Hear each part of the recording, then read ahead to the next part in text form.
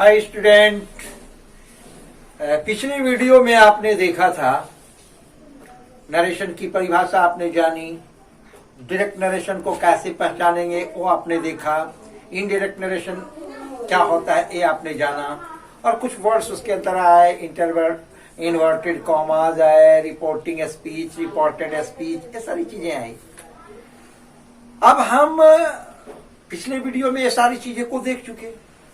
अब हम इस वीडियो में ये देखेंगे कि जब कोई डायरेक्ट नरेशन दिया हुआ रहेगा और हमको उसे इनडायरेक्ट नरेशन में कन्वर्ट करने के लिए देगा, तो दिमाग में ये बात आनी चाहिए कि करना क्या है, क्या चेंजिंग कर दिया जाए, कौन कौन से चेंजिंग होते हैं, how many changings are there when we convert a direct narration into indirect narration. So then you must know, you must remember, there are only 5 changes. अब इसमें कहां कहां होता है जो चेंजिंग हम लोग करते हो, कहां करते हैं। एक एग्जांपल लीजिए पहले जो मैंने आपको दिया था, Ram says to Sita, I am your husband. अब सवाल है कि इसको जब हम इनडायरेक्ट नरेशन में करते हैं तो कहां कहां क्या क्या चेंजिंग करते हैं। तो सबसे पहले आप जानिए कि आपको जो रिपोर्टेड स्पीच है, रिपोर्टेड स्पीच में क्या होते हैं, 3 चेंजिंग्स होते हैं, 3 चेंजिंग्स होंगे, 3 परिवर्तन आपको करने पड़ेंगे रिपोर्टेड स्पीच में। पहला क्या है, फर्स्ट चेंजिंग क्या है, यहां पर आपको जानना पड़ेगा change of cases. Change of cases, case के परिवर्तन आपको करने पड़ेंगे। दूसरा परिवर्तन करना पड़ेगा चेंज ऑफ टेंसेस, टेंस के परिवर्तन करने पड़ेंगे। तीसरा परिवर्तन आपको करना पड़ेगा चेंज सम सर्टेन वर्ड्स। ये 3 परिवर्तन, change of cases, change of tenses and change of some certain words. ये 3 परिवर्तन, 3 चेंजिंग आपको करने हैं रिपोर्टेड स्पीच में। अब 2 चेंजिंग और करने पड़ेंगे ये रिपोर्टेड स्पीच में। अब बाहर, यानी कहने का मतलब अंदर में 3 परिवर्तन आप कहेंगे। अब ये बाहर का जो पार्ट बचा है इसमें क्या करना पड़ेगा भाई, तो इसमें आपको एक काम करना पड़ेगा। एक काम क्या करना पड़ेगा कि आपको रिमूवल ऑफ आरवी, यानी आपको क्या करना पड़ेगा, रिपोर्टिंग वर्ब को रिमूव करना पड़ेगा, हटा देना पड़ेगा। आरवी रिपोर्टिंग वर्ब हटा देना पड़ेगा, रिमूव कर देना पड़ेगा। लेकिन एन एक्यूरेट वर्ड और verb will be used in place of RV. हटाना भी, उसको रिप्लेस करना पड़ेगा। यहाँ पे जो आपको सेज मिलता है, यहाँ पर जो आपको टेल्स मिलता है, यहाँ पर जो आपको टोल्ड मिलता है, सेड मिलता है, जो कुछ भी मिलता है उसको आपको हटाना होगा और हटा कर करके अंदर का जो सेंटेंस है, रिपोर्टेड स्पीच का जो सेंटेंस है, उस सेंटेंस के भाव के अनुसार, कैसा कौन सा भाव उसका है, उसके अनुसार आपको रिपोर्टिंग वर्ब के बदले आपको कोई ना कोई वर्ड यूज करना पड़ेगा। बताएंगे, इसके बारे में चर्चा करेंगे आप लोग के साथ। एक परिवर्तन यह हो गया, और अंत में एक परिवर्तन आपको और जानना पड़ेगा। 1 2 3 ये चौथा परिवर्तन है, और 5वां परिवर्तन आपको करना पड़ेगा कि आपको रिमूव करना पड़ेगा इन्वर्टेड कॉमा को। Removal of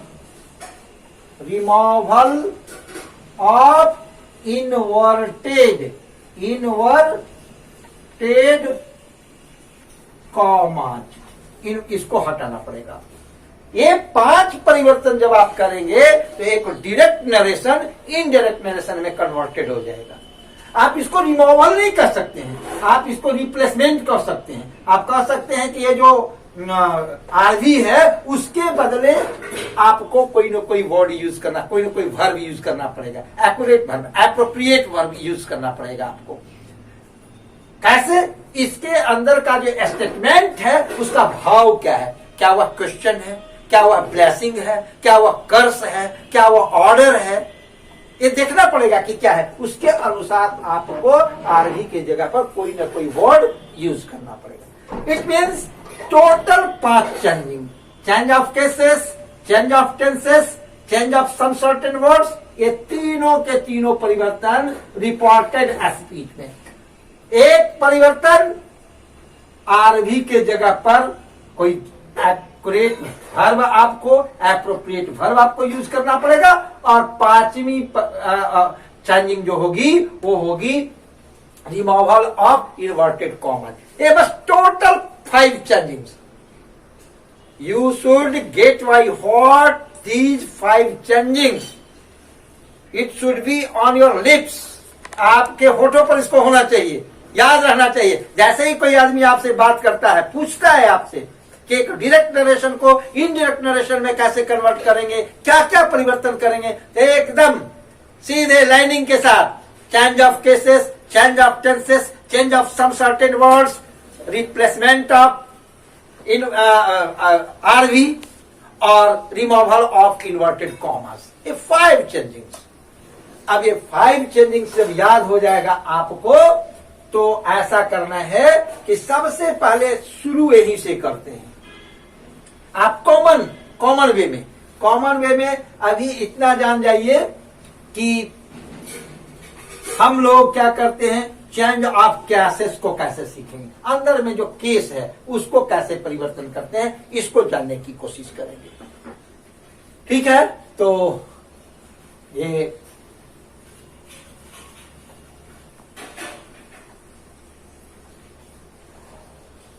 change of cases, change of cases को जब देखेंगे तो एक आप लोग को बताना है, आप एक फॉर्मूला जानिए, शन, SON जानिए, SON, सन। यहां पर लिख दीजिए 1, यहां पर लिख दीजिए 2, यहां पर लिख दीजिए 3। अब इसको समझने की कोशिश कीजिए कि if you get first person in reported speech, if you get first person means I and we, first person means my, our, first person means me, us. क्या क्या हो सकते हैं भाई? इसलिए पहले, सबसे पहले आपको नरेशन जानने के लिए आपको 4 चीज को और बढ़िया से जानना चाहिए। आपको जेंडर को समझना पड़ेगा, आपको केस को समझना पड़ेगा, टेंस की तो जानकारी चाहिए ही चाहिए। तो आप पर्सन आपको समझना चाहिए, पर्सन के बारे में आपको जानकारी होगी। पर्सन बहुत पहले आपने पढ़ा होगा, फर्स्ट पर्सन। दूसरा आपने पढ़ा होगा सेकंड पर्सन। तीसरा आपने पढ़ा है थर्ड पर्सन। सबके सब्जेक्ट वगैरह की जानकारी आपको होगी। इसके जो फर्स्ट पर्सन के जो सब्जेक्ट है आई और वी होते हैं, सेकेंड पर्सन के सब्जेक्ट हैं यू होते हैं, थर्ड पर्सन के सब्जेक्ट जो होते हैं ही होते हैं, सी होते हैं और इट होते हैं। प्लूरल में आ जाइएगा तो दे होते हैं।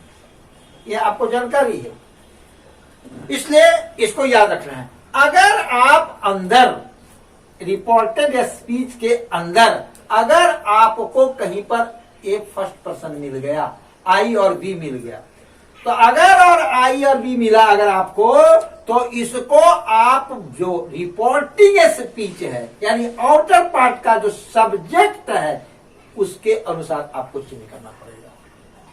If you will get first person in reported speech, then you have to change it according to the subject of reporting verb or according to the subject of reporting speech. Clear? यानी अगर यहाँ मिलता है आई और we मिलता है, आपको यहाँ के सब्जेक्ट के अनुसार उसको बदलना पड़ेगा। अब सब्जेक्ट के अनुसार बदलना पड़ेगा, इसका मतलब क्या करना? सब्जेक्ट के अनुसार बदलने का मतलब क्या क्या क्या देखना है उसको, तो मैं बताता हूं इसके बारे में। खैर आगे बढ़ते हैं, बताते हैं। अगर आपको अंदर सेकेंड पर्सन मिल गया, यू अगर कहीं आपको कहीं अंदर भेंट हो गई, यू से मुलाकात हो गई आपको कहीं, यू को आपको कन्वर्ट करना है बाहर वाले के ऑब्जेक्ट के अनुसार, ऑब्जेक्ट के अनुसार बदलना है। आपको फर्स्ट पर्सन मिला तो सब्जेक्ट के अनुसार, और सेकेंड पर्सन मिला तो आपको ऑब्जेक्ट के अनुसार।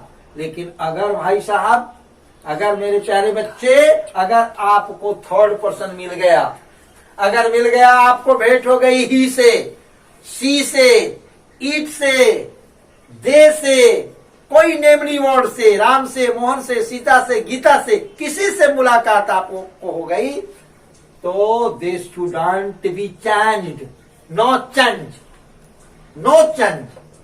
First person according to subject, first person according to subject, second person according to object, third person no change, कोई चेंजिंग नहीं होगी, वो ऐसे के ऐसे ही रह जाएगी। अब सवाल है, इसको थोड़ा सा और विस्तार में समझने की आवश्यकता होगी कि अगर हम किसी को सब्जेक्ट के अनुसार बदलते हैं तो सब्जेक्ट के अनुसार बदलने का मतलब क्या? तो इसमें आपको 4 चीजों का ध्यान देना पड़ेगा। पर्सन, नंबर, जेंडर और case. Person, number, gender, case, इन चीजों को ध्यान देना पड़ेगा। तो अगर आपको अंदर मिल गया फर्स्ट पर्सन, तो इसको जो बदलना है, इसको ये जो मिलेगा, इसको बाहर वाला के सब्जेक्ट के अनुसार बदलना पड़ेगा। यानी उसको बदल कर करके जिस पर्सन में सब्जेक्ट होगा, यानी बाहर वाला जो सब्जेक्ट जो होगा, बाहर का जो सब्जेक्ट होगा, इस सब्जेक्ट के अनुसार सब्जेक्ट जिस पर्सन का होगा उसी पर्सन में उसको कन्वर्ट करना पड़ेगा। यानी इसको बाहर देखेंगे। नंबर जो देखना है, वो अब नंबर देखना है कि अंदर का जो ये जो फर्स्ट पर्सन बदल रहे हैं, ये जिस नंबर में होगा, अगर ये सिंगुलर में होगा तो हम इसके पर्सन को, अगर ये थर्ड पर्सन है तो थर्ड पर्सन लिखेंगे, लेकिन अगर ये सिंगुलर है तो हम थर्ड पर्सन का सिंगुलर लिखेंगे।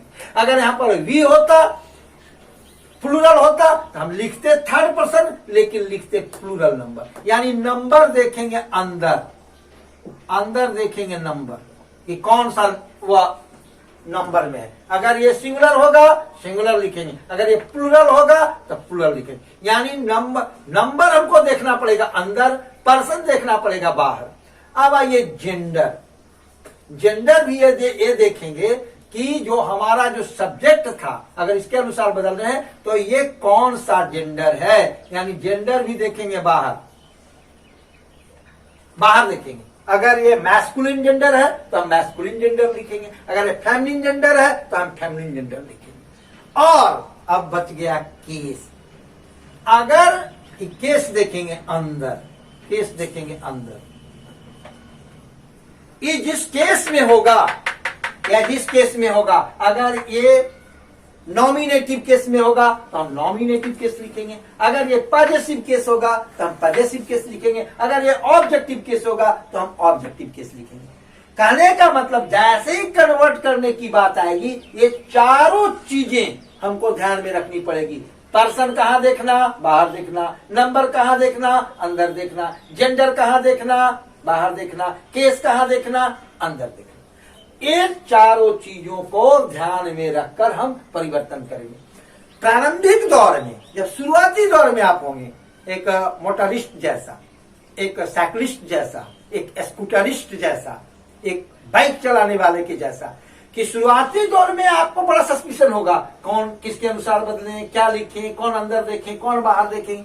लेकिन when you will be expert, जब आप एक्सपर्ट हो जाएंगे, देन क्या कहते हैं, अपने आप आपको पता चल जाएगा कि अरे यही लिखाएगा ही, यही चेंज होकर के आएगा। एकदम ऑटोमेटिकली वो बात आपके सामने आ जाएगी, बहुत ज्यादा आपको सोचना नहीं पड़ेगा। तो जैसे गियर कैसे बदलते हैं, गाड़ी में गियर बदलता है, 1 गियर, 2 गियर, 3 गियर, 4 गियर। तो जब रोड पर आप दौड़ने लगते हैं ना, तो आपको बहुत नहीं दिमाग लगाना पड़ता है, कहाँ 1 गियर लगाया, कहाँ 2 गियर, अपने आप वो गियर बदल जाता है एक अच्छे चालक का। ठीक उसी प्रकार से जब आप एक्सपर्ट हो जाएंगे, बनाने लग जाएंगे, तो जैसे ही पर आई मिलेगा, बी मिलेगा, कुछ चीज जो चीज से भेंट आपको होगी, वो कन्वर्ट किसके अनुसार होगा और क्या लिखा जाएगा, या ऑटोमेटिकली आपको आ जाएगा। लेकिन पहले इसका ज्ञान होना चाहिए, पर्सन, नंबर, जेंडर और केस का ज्ञान होना चाहिए। खास करके केस का ज्ञान छोटे बच्चों को हम लोग 4, 5, 6, 7 से सिखाते हैं, तो वो याद रहना चाहिए। वो क्या याद रहना चाहिए, वो देखिए, इसको आप लोग को इसको कन्वर्ट कर, इसको याद रखना पड़ेगा। ए नॉमिनेटिव केस, नॉमिनेटिव केस, ठीक है। ए है पॉजिटिव केस, ये पॉजिटिव केस है, और ये है ऑब्जेक्टिव केस, ये ऑब्जेक्टिव केस है। अब इसको याद रखिए, आई का पॉजिटिव केस होता है माई, और ऑब्जेक्टिव केस होता है मी। इसको बच्चे को रटाना है, आई माई मी, आई माई मी, आई माई मी, आई माई, रटिए इसको, आई माई मी, वी, आवर, अस। ये वी आवर अस हो गया। ये हो गया आपको first person. Second person you, your, you, इसको याद रखना है। थर्ड पर्सन में he, his, him, she, her, her, it, its, it, और अंत में दे, देयर, देम। इसको कंठस्थ रखना है, क्योंकि हमको जब केसेस का परिवर्तन करना है, तो इन चीजों को याद रखने के बाद हम परिवर्तन कर सकेंगे। अब समझने की कोशिश कीजिए, अब समझने की कोशिश कीजिए। यहां पर लिखा हुआ था आई एम योर हस्बैंड। अब देखिए जरा सा हम इसको बदलेंगे।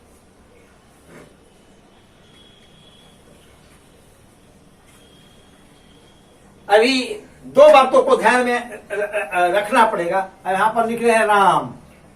अब एक बात ध्यान रखिए कि अगर अभी हमको कहीं सेज टू का मिल गया, अगर सेज टू और सेड टू, अगर ये मिलता है, ऐसी बदल, सेड टू को टेल में बदल दीजिए, सेज टू को टैल्स में बदल दीजिए, सेड टू को टॉल्ड में। ये क्यों बदलाता है, ये इसकी चर्चा बाद में होगी, अभी आपको इसको याद रखना है। और दूसरी बात आप याद रख लीजिए कि इन्वर्टेड कॉमा को हटाने के लिए, फिलहाल इन्वर्टेड कॉमा को हटाने के लिए अभी ध्यान में रखिए कि हमको दैट लिखना है, इसकी भी चर्चा बाद में होगी, अभी हम लोग बाद में इसको देखेंगे। अब ध्यान में रखिए, राम है, सेज टू है, हम लिख देंगे tells, tells Sita, Sita, Ram tell Sita. Inverted comma को हटाने के लिए दैट लगा देंगे, दैट। यहां से यहां तक गाड़ी बेरोक टोक के आ जानी चाहिए, यहां पर नहीं रुकना, सीधे सेज टू के जगह पर टेल्स, इन्वर्टेड कॉमा को हटाने के लिए दैट। अब बदलना है, अब देखिए आई को बदलना है, आई मिल गया। फिर ध्यान में रखना है, हमेशा स्वर्ण फॉर्मूला कहीं पर लिख लीजिए, 1 2 3, 1 2 3। फर्स्ट पर्सन मिला, हम राम के अनुसार बदलेंगे। अभी मैंने कहा था पर्सन देखना है राम का, राम अगर आप समझाना चाहें तो लिखिए। अब राम, राम कौन पर्सन मिला? Third person. चलिए ठीक है, थर्ड पर्सन मिला। चलिए आई कौन नंबर? नंबर अंदर वाला देखना है, आई मिल गया आपको सिंगुलर नंबर, सिंगुलर नंबर।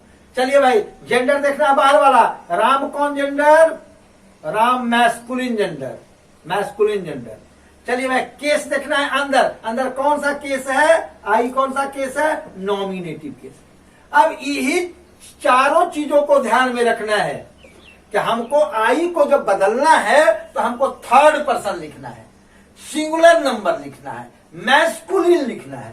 तो third person singular number masculine, स्वाभाविक है कि ही होगा, थर्ड पर्सन है। ठीक है, थर्ड पर्सन में क्या क्या हो सकता है भाई? तो थर्ड पर्सन में ही, सी, इट, दे होगा, लेकिन सिंगुलर नंबर लिखना है। तो सिंगुलर नंबर लिखना है तो क्या लिखा सकता है? ही, सी, इट लिखाएगा। लेकिन हमको जेंडर है मैस्कुलिन जेंडर, तो मैस्कुलिन जेंडर दिखाना है तो ही लिखाएगा। अब केस लिखना है, तो अब देखना है कि आई कौन सा केस था? आई केस था नॉमिनेटिव केस, इसलिए third person singular number masculine gender और नॉमिनेटिव केस ही होगा। इतनी चर्चा आपको दिमाग में करनी पड़ेगी, लेकिन ये प्राइमरी स्टेज में होगा। जब आप थोड़ा सा एक्सपर्ट हो जाएंगे तो जैसे ही आई आपको मिलेगा, आपके दिमाग में तुरंत बात आएगी कि ही लिखना है, तो आप सीधे लिखेंगे यहां ही। और जब आई के साथ एम क्रिया लगी तो ही के साथ ऑटोमेटिकली है कि प्रेजेंट टेंस में ही के साथ इज क्रिया लगती है, ही इज दे देंगे। अब देखिए फिर मिल गया एक नया वर्ड, योर मिला। अब तक आप अपने आप से पूछिए, योर मिला कौन person? Second person. Second person कैसे बदलाता है? ऑब्जेक्ट के अनुसार। अब देखेंगे second person object, O your को हम बदलेंगे सीता के अनुसार। अब सीता के अनुसार देखेंगे, पर्सन बाहर, सीता कौन पर्सन है? सीता, सीता है थर्ड पर्सन। ठीक है, चलो नंबर कौन? अब योर बोलने से क्या होता है? यू एक ऐसा सब्जेक्ट है जो सिंगुलर है और प्लूरल भी है। यू माने तुम भी होता है, यू मतलब तुम लोग भी होता है, योर माने तुम्हारा भी होता है, योर माने तुम लोगों का भी होता है। लेकिन अब यहां पर क्लियर है कि योर जब बताया जा रहा है सीता के अनुसार, तो सीता तो सिंगुलर है, इसका मतलब वह नंबर क्या होगा? योर जो है यहां पर वह योर सिंगुलर है, योर सिंगुलर है, यानी थर्ड पर्सन सिंगुलर। अब जब जेंडर देखना है तो जेंडर चूंकि बाहर वाला के अनुसार देखना था, तो जेंडर जो है सीता जो है वह फेमिनिन जेंडर है। सीता क्या है भाई? तो सीता जो है वह क्या है? फेमिनिन जेंडर है, यानी हमको फेमिनिन जेंडर लिखना है, स्त्रीलिंग लिखना है। और फिर केस देखना है, तो योर जो है कौन केस है भाई? तो अभी मैंने लिखा था आप लोग को, योर केस है पॉजेसिव केस, तो यहां पर लिखना है पॉजेसिव केस। अब देखिए क्या लिखेंगे, third person singular number feminine gender possessive case. It means क्या होगा भाई कि जो फेमिनिन जेंडर होता है उसका चलता है सी के जैसा, सी, हर। तो it means your, the word your should be converted according to Sita and we have to write here her. her लिखेंगे, he is her, husband तो है ही, husband लिखा जाएगा husband. Ram tells Sita that he is her husband. Clear, ये बन गया। अब इसी चीज को जरा सा उलट दीजिए, इसी चीज को हम अब सीता के अनुसार बदल देते हैं, तब क्या होगा? अब यहां देखिए, Sita says to Ram, I am your wife. I am your wife. अब आइए फिर वही काम कीजिए, सीता तो सीता लिख दीजिए, सेज टू को टाइल्स में लिख दीजिए, राम है राम लिखिए, इन्वर्टेड कॉमा को हटाइए, दैट लिखिए। अब आइए, अब देखिए आई, अब आई को बदलिए सब्जेक्ट के अनुसार, सीता के अनुसार, एकदम ऑटोमेटिकली आपको लिखाएगा कि सी लिखाएगा। चारों चीजों को जब ध्यान में रखिएगा, जैसे मैंने यहाँ पे लिखा है, ये चारों चीजों को जब आप लिखिएगा तो आपको तुरंत उत्तर मिलेगा कि आपको आई के जगह पर सी लिखना पड़ेगा। आप सी लिख दीजिए, आई के साथ एम लगा इसलिए सी के साथ ई लगेगा। फिर मिल गया हमको योर, अब योर बदलेगा राम के अनुसार, योर पॉजेसिव केस है, राम का पॉजेसिव केस, चूंकि राम थर्ड पर्सन है, सिंगुलर नंबर है, मैस्कुलिन जेंडर है, इसलिए क्या होगा, यहां पर हो जाएगा हिज, और वाइफ तो वाइफ हो जाएगा। इस प्रकार से हम लोग क्या करते हैं, सन फॉर्मूले पर केस को चेंज करते हैं, फर्स्ट पर्सन सब्जेक्ट के अनुसार, सेकेंड पर्सन ऑब्जेक्ट के अनुसार, थर्ड पर्सन नो चेंज। ये याद रखिएगा, और ये चारों चीजों को पर्सन, नंबर, जेंडर, केस चीजों को लिखिए, और लिख करके तब सामने से देखिए, Ram third person, I singular number, Ram masculine gender, I nominative case. तो ये जब ध्यान में बात रहेगी तो इस प्रकार से आपका चेंज जो हो जाएगा केसेस का हो जाएगा, और आपसे गलतियां कम होंगी। इस प्रकार आज के इस वीडियो में, इस एपिसोड में आपने डायरेक्ट नरेशन जब कोई दिया हुआ है तो डायरेक्ट नरेशन को इनडायरेक्ट नरेशन में बदलते समय रिपोर्टेड स्पीच के अंदर आए हुए केसेस को कैसे चेंज करेंगे, ये आपने सीखा। अब इसका अभ्यास करना पड़ेगा, प्रैक्टिस करनी पड़ेगी, और जब प्रैक्टिस आप करेंगे तो नहीं कहा जाता है, एक प्रोवर्ब्स है, practice makes a man perfect, you will be perfect. आप परफेक्ट हो जाइएगा और आपसे गलती होने की बहुत कम से कम संभावना होगी। अब जो दूसरी चेंजिंग होगी, चेंज ऑफ टेंसेस के बारे में, ये मैं आपको अगले वीडियो में बताने की कोशिश करूंगा। Thank you, bye.